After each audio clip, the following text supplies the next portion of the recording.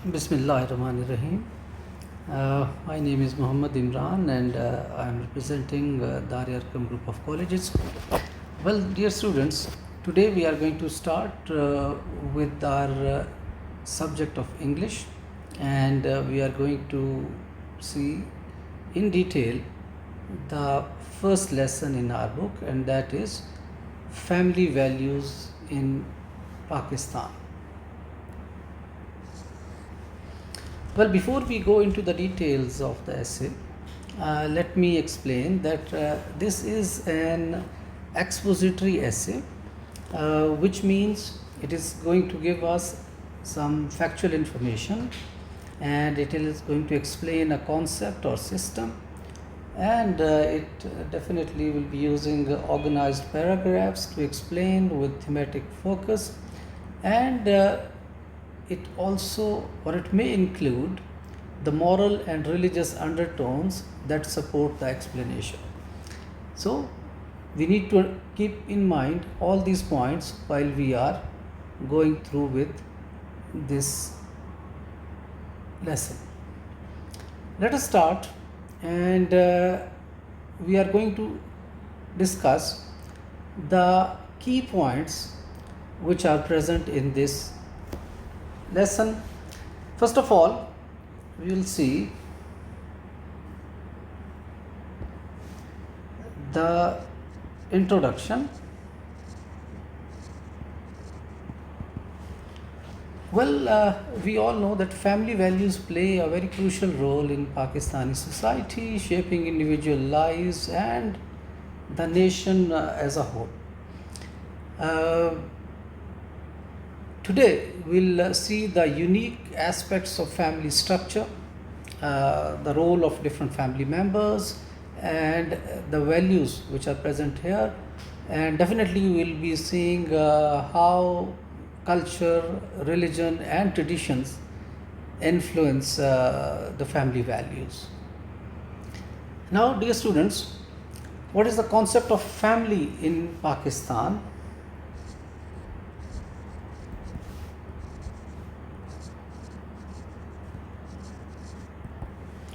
First of all, as we go through the text, it is said that it is a bond of relationships. So it is not just a biological unit. That means that people are related to each other biologically, like father, mother, son, and daughters, or grandparents, but it is considered as a bond of relationships that strengthens ties between the family members. And in fact, this concept goes beyond immediate family, and that means it also includes extended relatives like the cousins or distant relatives, and thereby it creates a supportive network which is based on love, respect, and selflessness. Well, let us discuss what are the key points. Very first is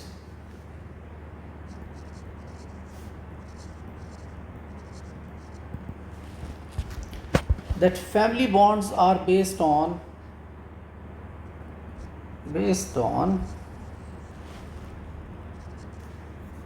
selflessness. Well, selflessness actually is opposite of selfishness, which means we are not concerned with our own rights all the time, but we definitely extend rights to the other people, as well as mutual respect. That means we have to give respect to all the family members alike. Secondly, we have already said that the concept of family is not limited.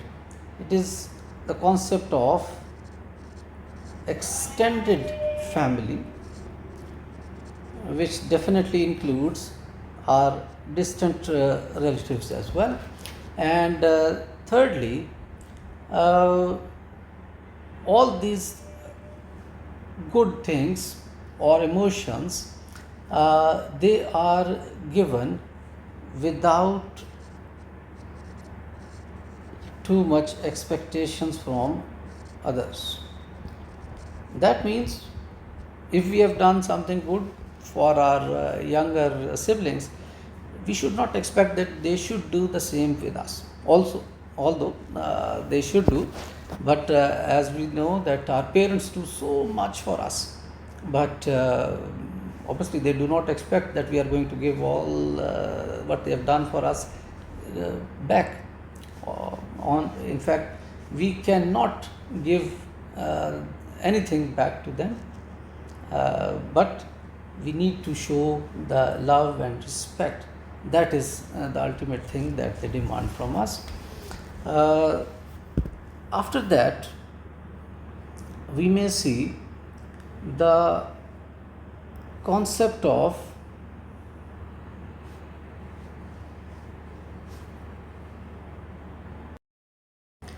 right, dear students.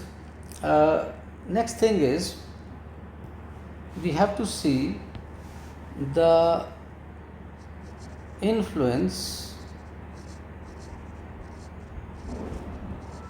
of Islam, that means our religion. Well, we all know that our religion plays a very significant role in reinforcing family values, and it is because the religious teachings emphasize the importance of family bond and responsibilities. In so many instances, the Holy Prophet Hazrat Muhammad Sallallahu Alaihi Wasallam, and as well as in Quran, the respect for the parents, for the elders, that has been emphasized. Even it is said that we have to show love, affection to our youngsters. So our religion also emphasizes very much on these Islamic values. And how do we actually show that we are doing all that? If we take examples,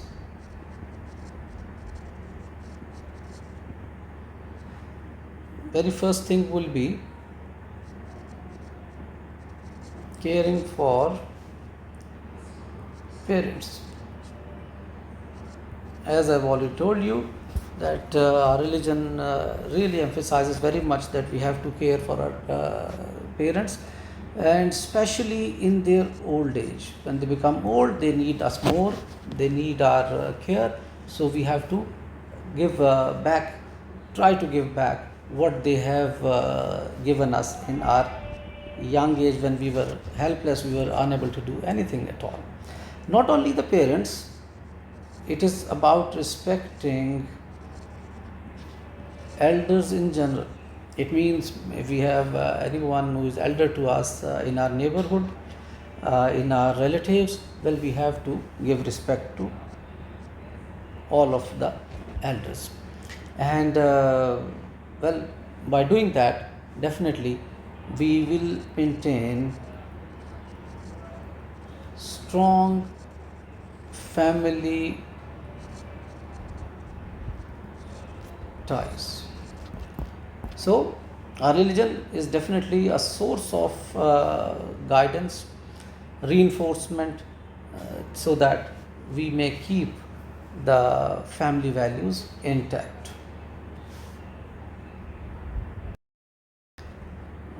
Well, dear students, the next point that has been discussed in our lesson is the joint family system.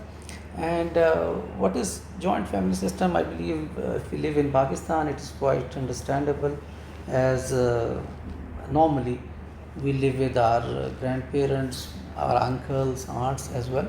So in short, we can say that joint family system is where multiple generations live together under one roof. So that can be termed as joint family system. Now, what are the benefits that we see of joint family system? Well, first of all, we may say that we share resources.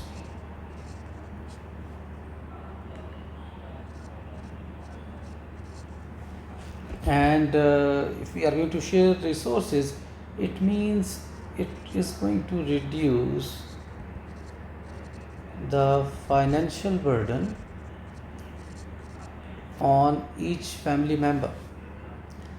How it is possible? Well, we all know if we are going to take two, three houses for two, three brothers, but if they are living together, definitely it is easy to manage one house rather than managing three, four houses. So if we share resources, definitely that reduces financial burden, which is definitely a very serious issue these days. Secondly, which is even more important, we get emotional support and guidance from our elders.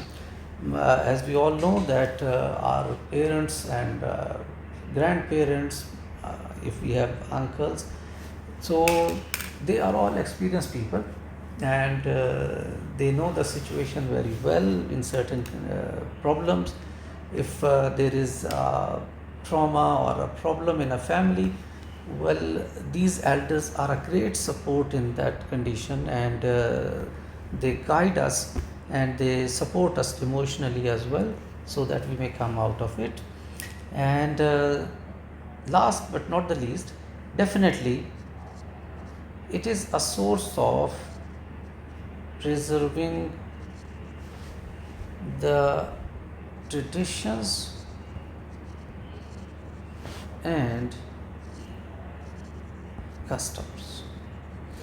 Well, dear students, you must have observed that our parents, because they are actively engaged in life, they sometimes have less time for us. But if we have the blessings in the form of grandparents, well, because they have passed their life, they are not that active, but they are a great treasure and source of our folklores and traditions and customs and values. So they are actually the guiding principle or the guiding stars behind passing on this legacy of values and traditions to the next generations.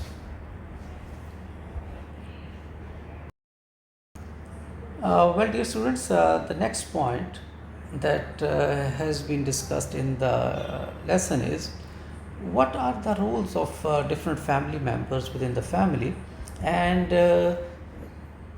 there are four different people who are performing different roles. The very first role is of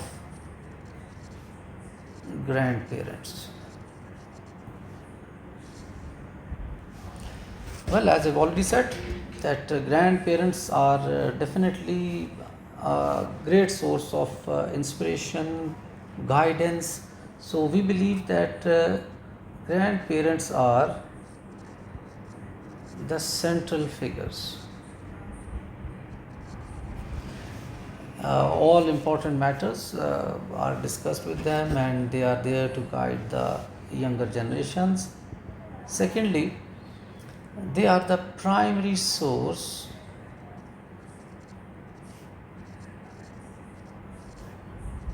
of wisdom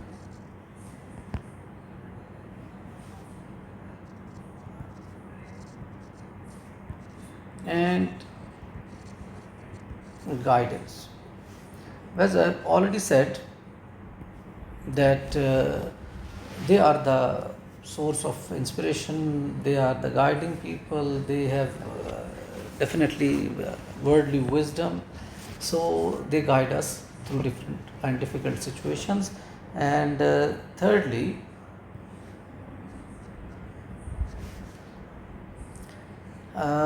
they are definitely respected and cared for by younger people. As I've already said, that our religion also emphasizes this, that when the parents they reach old age, we have to show respect, we have to give them their due regard, their rights, and we have to take great care of them. If they are ill, they are sick, well, we definitely have to give them each and everything that they demand. Secondly, there are male members, and thirdly, there are female members.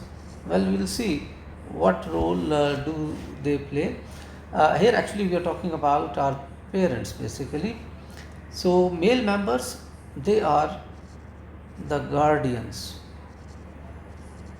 They protect us from the people, from the problems outside the house as well.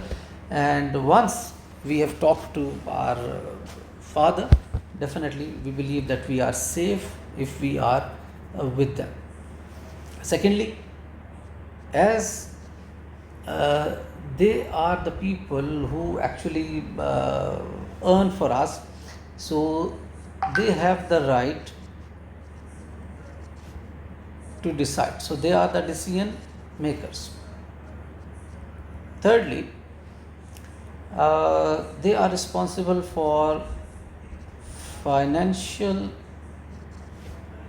well-being of the family members as well. So these are the three dominant roles that we see in our society, which male members of the family perform. On the other hand, the female members, now definitely, as you see around you, that there are women who are working women, working ladies. That means they have to go out, they have to work, they are earning. But predominantly in our society, the female members basically are responsible for managing household. So even if they are working, they are considered that when they will come back from their workplaces, they will be the one who are going to manage the household. Like they have to cook for the family, they have to clean up, and rest of the things, the household chores normally that we see. Secondly, another responsibility that we have in our traditions for the females, that they are the caregivers to children. So very often we see that when the children are very young, infants, the female members, they are preoccupied. They look after them all the time so that they are reared up in a good manner. And thirdly, as I've already mentioned, that the female members of the family, they support each other in household chores. Well, chores means the household job, like mopping the floor or cleaning dishes or washing clothes, cooking for the family. So all these things are done. If we are living in a joint family, normally all the female members of the joint family system, they perform these tasks together. Well, the last sort or type of family members that have been discussed in our lesson is the children.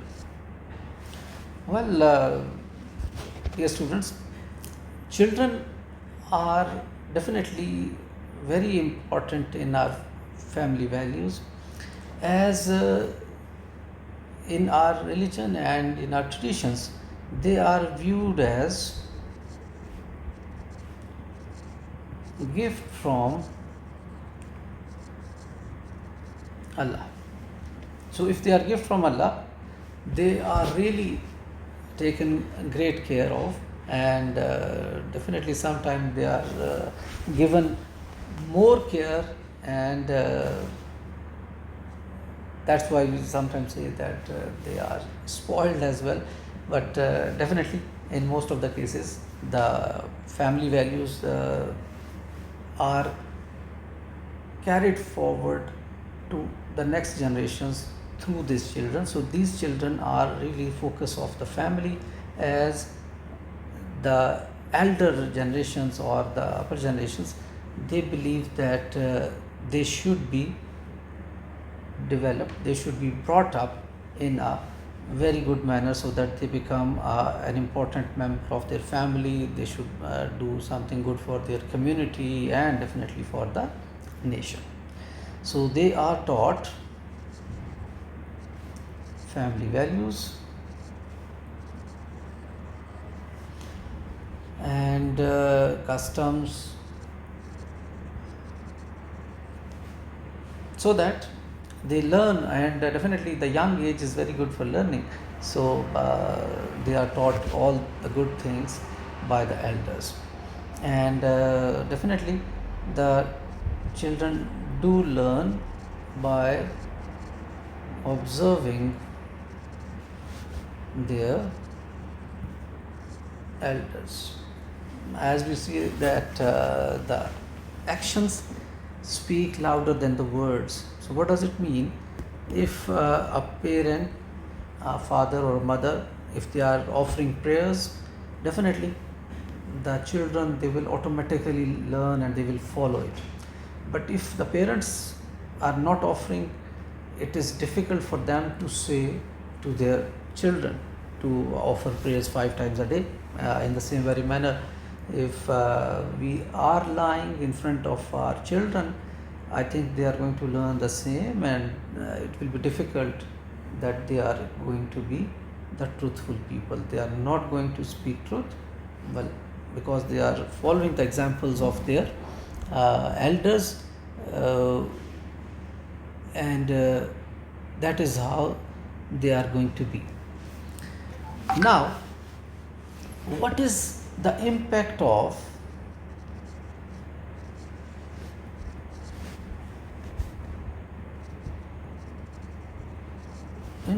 family values on society? Well, first of all, we are really blessed that we are living in this society which holds these family values.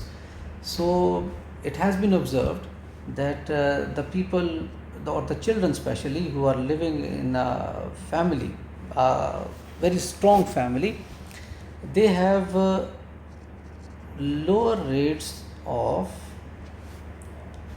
moral and emotional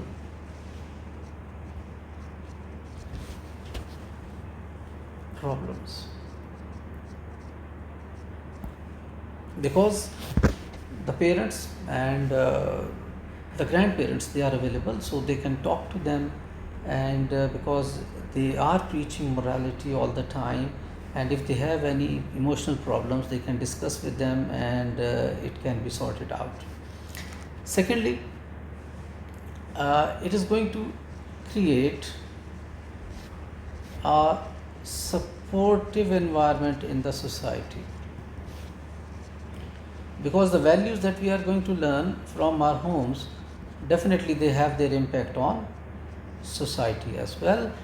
Thirdly, it is a very good source of preserving our cultural heritage,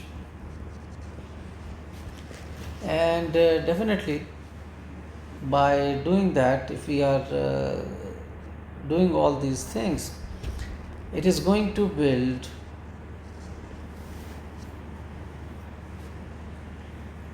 strong community,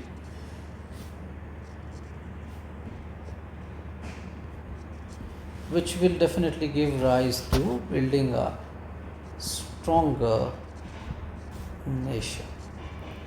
So we can see that the impact of family values on society is really very healthy, very powerful, and if we are going to teach our younger generations the family values in the true sense, we are going to develop as a strong nation. Well, dear students, let us see now what are the challenges we are facing these days to family values. Well, we all know that the time is really flying, and there are so many changes which are being observed in our community all across the globe. The very first thing, which is quite a challenge to family values, is technology. Well, we all know these days that most of the people, they are having smartphones with them. They are having laptops and computers and all those gadgets.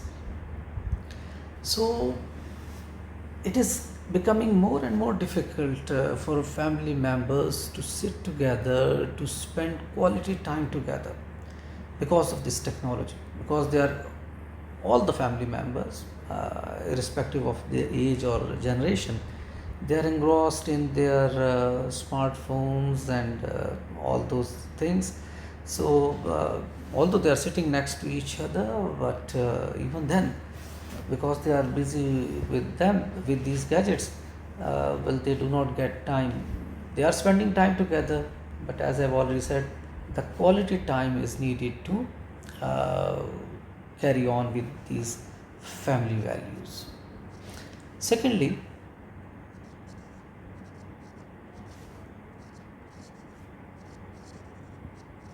well, these days we all observe that everybody is very busy. The students, as you are, well, you have to come to college, you have younger people, they have to go to schools, and in the evenings again they are going somewhere for the studies. So most of the time the people are engaged, of the teenagers I'm talking about, and so as the elders, the office work. Well, normally we see that the time is say around 5 o'clock for the off, but the people are busy in their office work till late in the evening, so they get little time for the families. So this busy schedules around us, definitely that is making it difficult for families to find time to connect to each other. Thirdly, sometimes we listen to this word,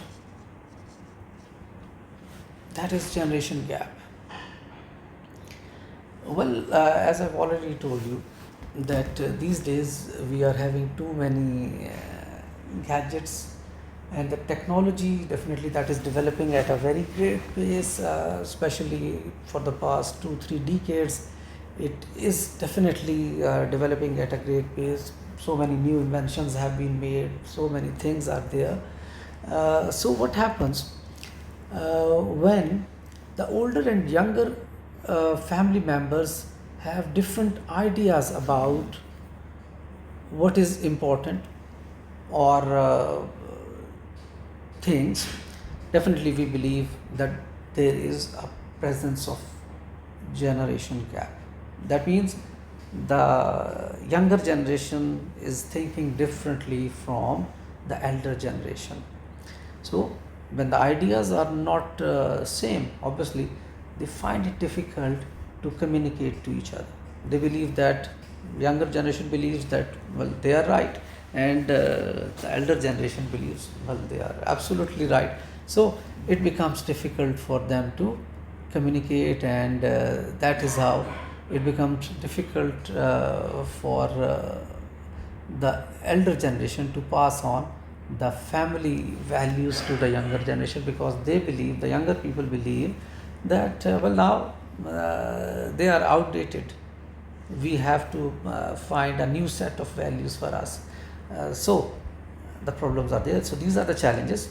Well, obviously, in the last section of our lesson today, we will see how can we strengthen the family. Right. Well, we have come almost to the end of our first lesson, and the very last thing that we are going to discuss with you is how can we strengthen family values. As we just talked about the challenges that the family values are facing these days.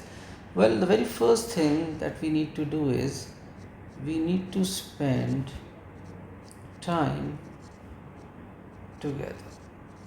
And I've already mentioned that we need to spend quality time together, because when we are, and the best time can be when we are having meals, so we should make it a tradition, habit in our family that we sit together on the dinner table or lunch table, and that is the best time when all family members are together, so they can talk to each other in a friendly atmosphere. Secondly,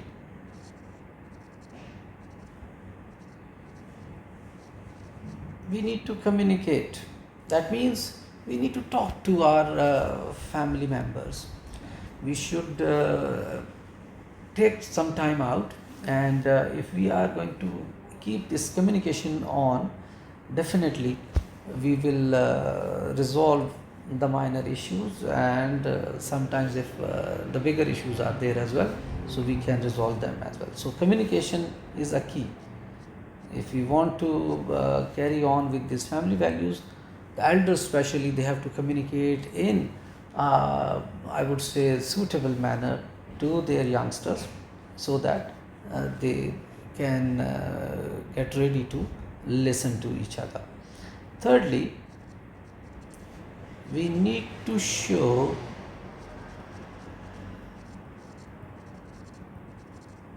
appreciation for each other, like saying thank you for a small thing that is being done by your sister or by your mother. So we need to be appreciative, and I think that is going to strengthen the family ties and values. Then we need to be respectful. Well, we all know that there is a difference of opinion among human beings. There are no two individuals, human beings, that are exactly identical or alike. So we have difference of opinion, and we must learn this thing that we should respect each other's opinion, even if we disagree. Well, definitely, it does not mean that you have to change your opinion or the opinion of to any other family member. Let them have their opinion, and you may have your opinion. Well, that is fine. There is no problem with that. But even then, we have to be respectful to each other. And last but not the least, we need to help out. Now, what does that mean, dear students? If you see that your father is busy with something in your house, like say he's having a brush in his hand and he's painting a wall, well, that is, I think, a very good opportunity for you to help him in that. Even if your mother, when she is busy with some kitchen task, well, you can extend your help to her as well. And so as like your younger siblings, if they are doing their homework for the school, definitely. So these small things definitely can strengthen the family values very much. Well, in the end, dear students, let us conclude our today's lecture. And I must say that family values are the building blocks of a strong, happy family, and thereby a healthy society. And by understanding and practicing good family values, we can create loving, supportive homes, and become better members of community. And finally, I say that remember one more thing: each and every family is unique, and the most important thing is that family members must treat each other with love, respect, and kindness. And I certainly believe that as you will grow older, you will play an increasingly important role in shaping your family values, and you will keep them close to your heart, and you will pass it on to the next generation as well.